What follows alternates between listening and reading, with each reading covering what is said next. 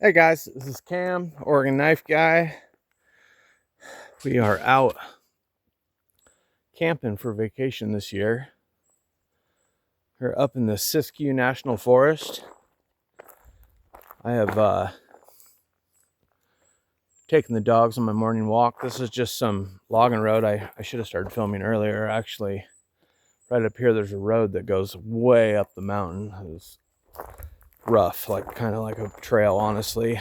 I don't know if our truck would even make it up there, but it was nice.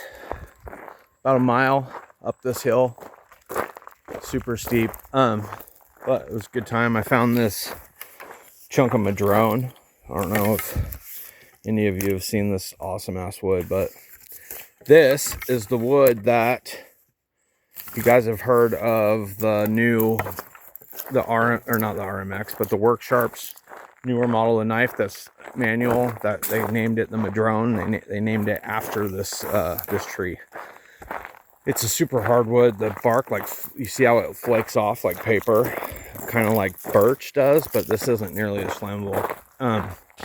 But when this hardens up, like I cut this one down, a lot of the trees around here, the maple does it too. I have this other maple one that I'm carving on, but they they drop their stuff, and then there's just hundreds of littler trees will sprout up, and they'll just totally clog the forest.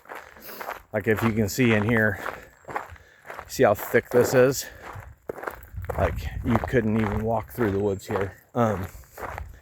It just gets brushy and the trees choke each other out, and before you know it, you get a bunch of deadfall on the ground and fires start. So I don't know. I'm just giving my reasoning for why I can cut trees down if I want. Also, it's not illegal. I can cut those trees down if I want, but that's not the point of this. The point is, this is officially my first day of vacation. Yesterday is the day we came up here, but yesterday was our day off. So I'm gonna hold up right here for just a second, drop what I'm carrying. That is that madrone. Look how cool that. I mean, it's not really the bark, but I mean the brown stuff's the bark, but that light green material is really cool looking. When it gets old and dries out, it turns into like a tan buckskin color almost. It's just totally gorgeous. But so let's see here. First day of vacation. So, ba-bam. That is my vacation knife. This is the GEC. I think it's 16, right? Yeah, the model 16. It is awesome. When I unboxed it, it kind of had a gritty feeling, and it does not anymore. It is glorious.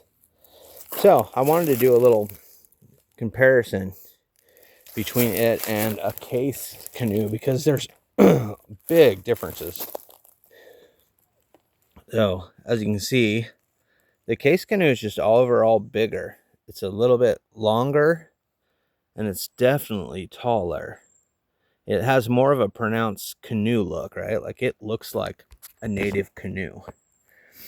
The GEC really doesn't. It does have the ends that swell out to cover up the tangs, and they're mostly covered. I mean, you can still catch your finger on this, which is an odd design choice, I think.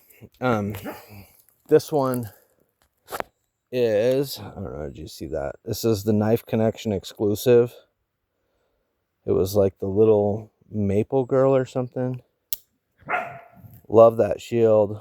Love the fit and finish on this knife. So, got it out. That's what I'm carrying.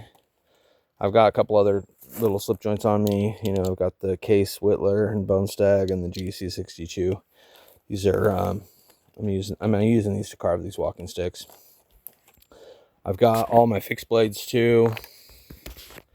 You know, I've got all my American-made knives, and I hate to say it, but this knife works so good to carve. Baycor USA. Remember, that is a brand name. It is not the country of manufacture. They got me.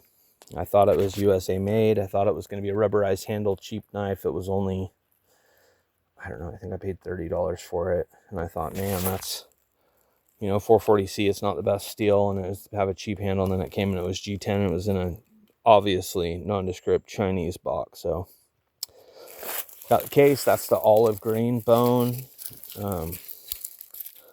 Got my Atom ultralight. It's a nice knife to carry.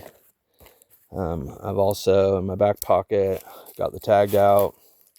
The theme here is that these are all really, really thin knives that carve really, really well. So on my backpack, got the White River M1. That's the backpacker model in Magna Cut. And on my shoulder strap, I've got the Ontario Rat 3. And, gosh, I'm going to change this around so you guys can see. In this custom Kydex I got off of Etsy. So, loving it up here. Also, I am on my hip. I've got, this is the Springfield XDS in my new Kydex. It's got that button release. It locks into place. Got a nice, covers the trigger. Loving it. Loving it. So, I think that's it, man.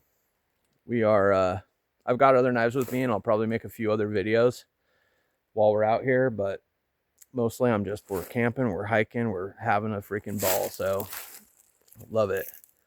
So yeah, I'm Cam, the Oregon Knife Guy. Down here we got Odin and Cyrus laying down. They're tired from our up the mountain hike. And we're out. I'm going to post all these videos when we get back. We're going to be gone for 10 days. Love it. Talk to you guys next week.